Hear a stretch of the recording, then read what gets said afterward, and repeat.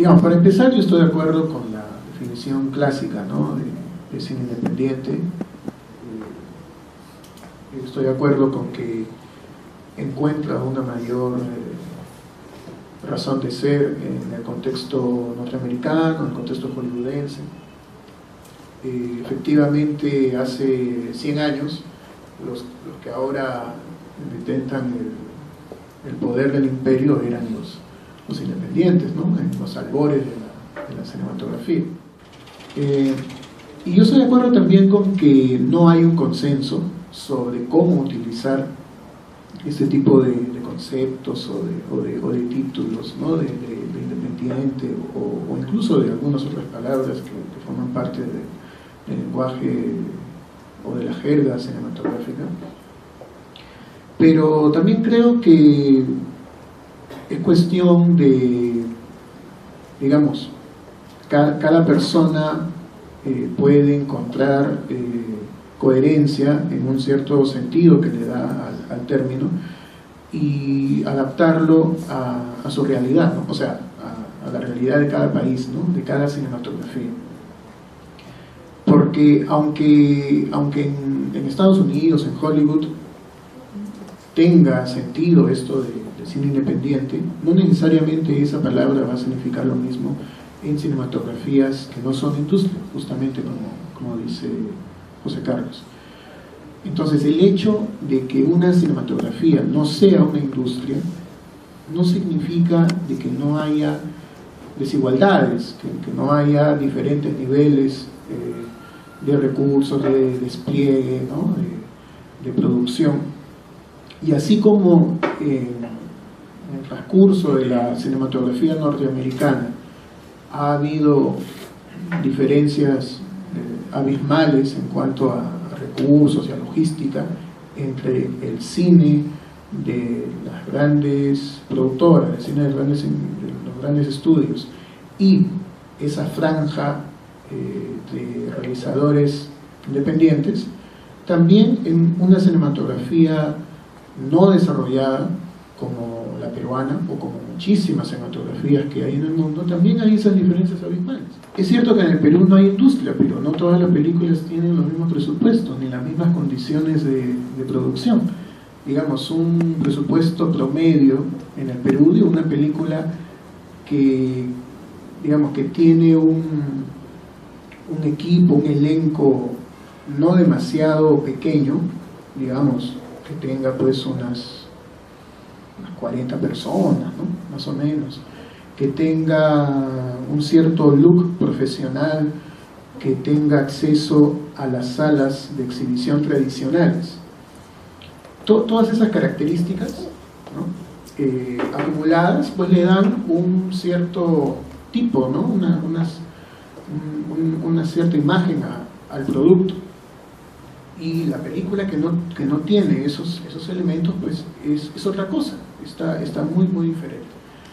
Y por ejemplo, Eduardo, que está aquí a mi costado, digamos, es una de las pruebas vivientes de esta diferencia, ¿no? O sea, él ha filmado 4 largometrajes, o sea, no son cortos, ¿no? 4 largometrajes, y asumiendo que el largometraje es, digamos, el formato canónico, ¿no?, del producto cinematográfico por excelencia, ¿no? O sea, y además no pasan como documentales, ¿no?, que según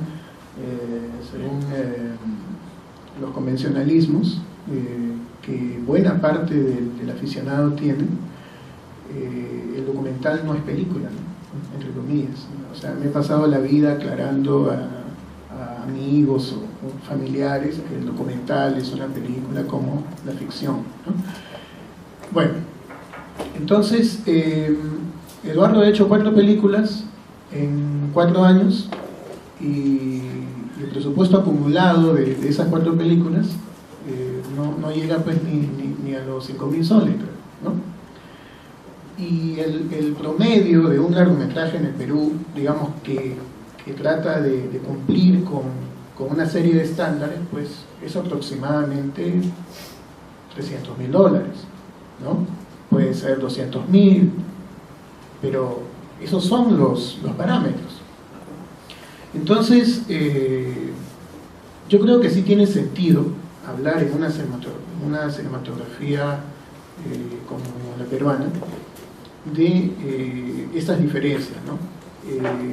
Es cierto que todavía no hay industria, pero hay una cierta conducta, hay un cierto comportamiento que no se aleja de esos estándares de industria, y hay otro grupo de cineastas que sí se aleja de manera deliberada de esos parámetros, ¿no? De esas características. Y el cine tiene un lado cada vez más sofisticado, en el que tienes que saber pues de marketing, tienes que saber negociar con socios internacionales para hacer coproducciones, por ejemplo, para tener al actor argentino, a la actriz colombiana, a la actriz española, al actor mexicano, ¿no? en tus películas. Tienes que saber muchas cosas para hacer películas, o sea, si las quieres hacer de esa manera. Y hay o sea, está el otro lado del cine en la actualidad, que es cada vez más libre y cada vez más desinteresado probablemente, o por lo menos en teoría libre de todas estas consideraciones, ¿no? Porque cada vez es más fácil grabar, hacer un contenido, coger una cámara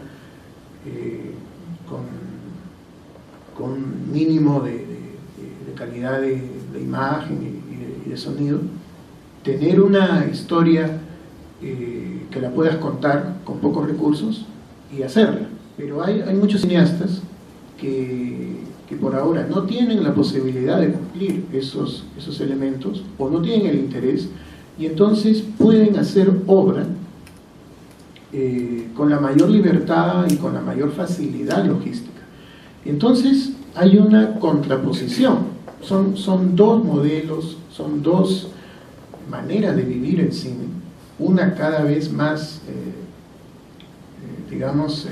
restrictiva, en el sentido de que tienes que cumplir cosas para conseguir tus objetivos, y la otra de una gran libertad, ¿no? Una gran libertad expresiva y logística y administrativa, ¿no?